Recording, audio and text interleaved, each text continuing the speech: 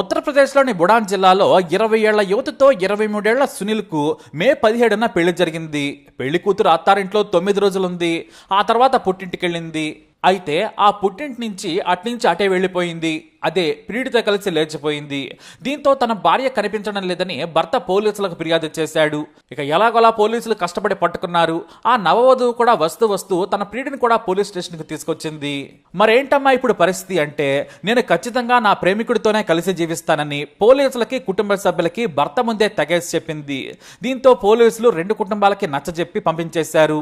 అయితే ఈ విషయం కాస్త మీడియాకు లీక్ కావడంతో అక్కడే ఉన్న భర్తని ప్రశ్న అడిగారు. మీ భార్య ప్రియుడితో వెళ్లిపోయినందుకు మీరు ఏం ఆలోచిస్తున్నారు, దీన్ని ఎలా తీసుకుంటారు అని అడిగింది మీడియా. దానికి వెంటనే భర్త సునీల్, నేను చాలా సంతోషంగా ఉన్నాను. ఎందుకంటే హనీమూన్ కోసం ఆమెను నైనిటాల్ తీసుకెళ్లాలని అనుకున్నాను. కానీ ఆమె ప్రియుడితో లేచిపోయి చాలా మంచి పని చేసింది. ఒకవేళ నేను కానీ హనీమూన్కి తీసుకెళ్లి ఉంటే నా పరిస్థితి కూడా రాజా రఘువంశీ పరిస్థితి అయి ఉండేదేమో. కానీ అలా జరగలేదు. అందుకు నేను చాలా సంతోషించాలి కదా అని నవ్వుతూ వెళ్లిపోయాడు సునీల్. మరి నిజమే కదా, ఇలాంటి కేసులన్నింటికి కూడా ఇప్పుడు సోనం అలాగే రాజా రఘువంశీ కేసే ఆదర్శం. ఇక అన్నట్టు రాజా రఘువంశీ కేసుకు వస్తే వీరి వీడియో ఇప్పుడు వైరల్ గా మారింది. ఓ పర్యాటకుడు అనుకోకుండా వీరి వీడియోని తీశాడు. ఇదే ఇప్పుడు కీలకంగా మారింది. ఈ వీడియోలో సోనం ముందుకు నడుస్తూ కనిపించగా రాజా వెనకున్నాడు. సోనం తెల్లటి టీషర్ట్ ధరించింది. ఇది ఈ కేసులో చాలా కీలకమైన ఆధారం. ఇక రాజా రఘువంశీ స్లీవ్లెస్ టీషర్ట్ ధరించాడు. ఇదంతా కూడా షిల్లాంగ్ ను సందర్శించడానికి వెళ్లిన ఓ వ్యక్తి సోషల్ మీడియాలో డబుల్ డెక్కర్ బ్రిడ్జికి వెళ్లేటప్పుడు తీసిన వీడియో. అతను తన కోసం తీసుకుంటూ ఉండగా సోనం రఘువంశీ కూడా ఈ ఫ్రేమ్ లో బంధించబడ్డారు. ఇద్దరు పైకి వెళుతున్నారు. రాజా రఘువంశీ మృతదేహం దగ్గర దొరికిన తెల్లటి చొక్కా ఇదే ఇప్పుడు సోనం ధరించిందని పోలీసులు ఈ వీడియోని ఆధారంగా సేకరించారు. ఇకపోతే ఈ కేసులో మరో దారుణమైన విషయాలు బయటకొచ్చాయి. రాజా రఘువంశీ మరణానికి కారణం ఓ రకంగా అతని తల్లిదండ్రులు కూడా అనే నిజం. అవును, జ్యోతిష్యాన్ని మీరు నమ్ముతారా? మూఢనమ్మకాలతో పిచ్చితో ఇంకా తప్పులు చేస్తారా అంటే అది ఎవరిష్టం వారిది.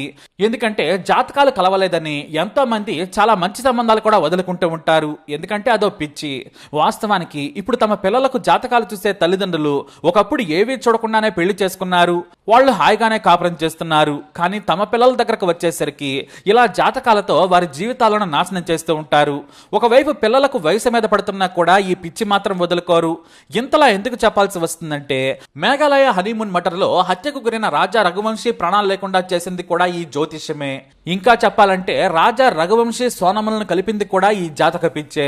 ఇదే విషయాన్ని రాజా తల్లి ఉమా మీడియాకు చెప్పి బోర్న విలపించేశారు. వాస్తవానికి రాజా కుటుంబం ఆర్థికంగా ధనవంతుల ఫ్యామిలీ. కానీ వెతికి మరి సోనంని ఎందుకు పెళ్లి చేసుకున్నారు? ఎందుకంటే వీరికి జాతకాల పిచ్చుంది. ఎన్నో మంచి సంబంధాలు వచ్చాయి. కానీ ఏ సంబంధం కూడా వీరి జాతకాలకు మ్యాచ్ కాలేదు. ఎందుకంటే వీరి మాంగళికాలు కలవలేదు. అంటే జ్యోతిష్కులు వారి జాతకాలు కలవలేదు, దోషం ఉందని చెప్పారు. వాస్తవానికి ఎన్నో మంచి సంబంధాలు, అందమైన అమ్మాయిలు, ధనవంతుల కుటుంబాల నుంచి కూడా ఎంతమంది రాజాని ఇష్టపడ్డారు. కానీ జాతకం కలవలేదని, సంసారం నిలబడదనే పిచ్చే ఇక్కడ కొంపముంచింది. ఎందుకంటే ఎన్నో మంచి వాటిని పడేసుకుని పిప్పి విత్తనాలను ఏరుకున్నట్లుగా తయారైంది రాజా కుటుంబానిది. అలా వారు జాతకాల మీద పడి వెతుకుతూ ఉండగా ఓ మధ్యవర్తి ద్వారా సోనం సంబంధం వచ్చింది. కానీ వారి కుటుంబం గురించి కానీ ఆమె గురించి కానీ తల్లిదండ్రులు పెద్దగా పట్టించుకోలేదు. వారికి జ్యోతిష్యమే ముఖ్యం. మాంగలిక్స్ కాకుంటే పెళ్లి చేయమనే మూఢనమ్మకం వారిది. ఎందుకంటే మాంగలికులు కావాలి. కుజదోషంతో పుట్టిన వారికి కుజదోషం ఉంటుంది. ఇక్కడ రాజా మాంగలిక్. ఎందుకంటే ఈ దోషం భార్యాభర్తల్లో ఏ ఒక్కరికి మాత్రమే ఉన్నా కూడా వారు కలిసి జీవించరట.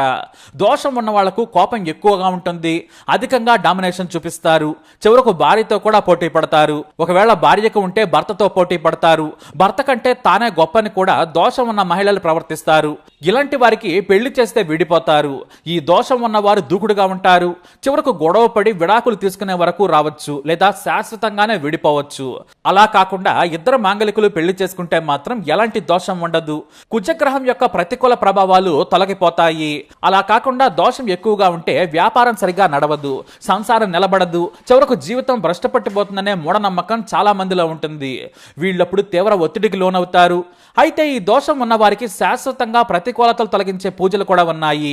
అలాగే ఇక్కడ రాజా కూడా కుజదోషం ఉంది. ఇటు సోనంకు కూడా కుజదోషం ఉంది. ఇద్దరు కుజుడి ద్వారా కనెక్ట్ అయ్యారు. కాబట్టి ఇక వీరికి కుజదోషం ఉండదని ఓ తలమాసిన జ్యోతిష్కుడు చెప్పాడు. వీళ్ళు కూడా నమ్మేశారు. తమ కొడుకు జీవితంలోకి మ్యాంగళికి వచ్చింది, నా కొడుకు ఇక నిండు నూరేళ్లు సంతోషంగా బ్రతుకుతాడని ఆ జ్యోతిష్యుడు చెబితే నమ్మేశారు. చివరకు రాజా సోనంలకు పెళ్లి చేశారు.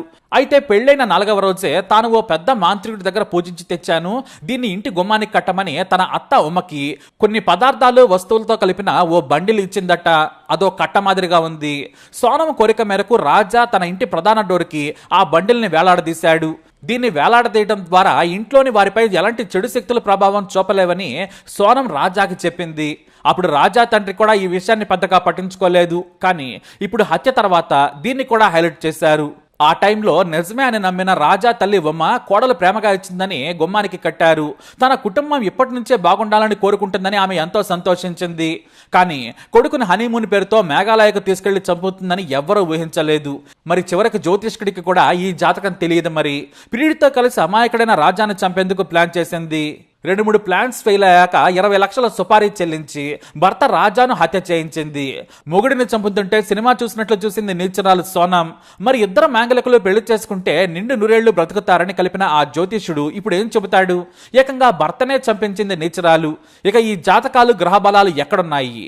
నిజంగా రాజా తల్లిదండ్రులకు ఈ జాతక పిచ్చి లేకుంటే వేరే మహిళతో పెళ్లి చేసేవారు. పైగా తన కొడుకు కాస్త అమాయకుడు, మంచివాడు, ఎవరు చెప్పినా నమ్ముతాడన్న నమ్మకంతో ఇలా జాతకాలు చూసి మరి పెళ్లి చేశారు. కానీ అందరినీ బురుడి కొట్టించి మరీ చంపింది నీచురాలు. అలా జాతకాలే వీళ్ళిద్దరినీ కలిపాయి. మరి పైన గ్రహాలకు కోపం వచ్చిందేమో కానీ ఏకంగా మొగుడినే చంపించింది. కాబట్టి జాతకాలను నమ్మద్దు. ముందు కుటుంబం, ఇతర వివరాలు తెలుసుకుని పెళ్లిళ్ళు చేయాలి. ఇక వేరే వాడితో తిరుగుతున్నారని తెలిసినా పరువు కోసం పెద్దలు పెళ్లి చేయటం తప్పు.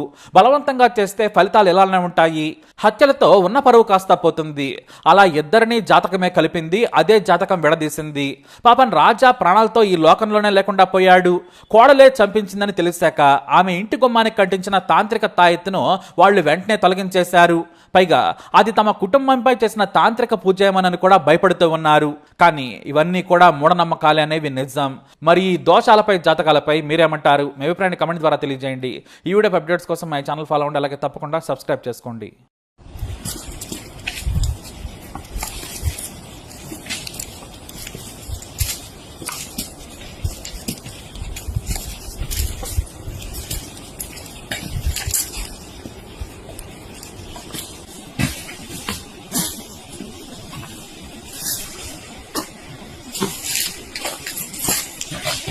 Ugh.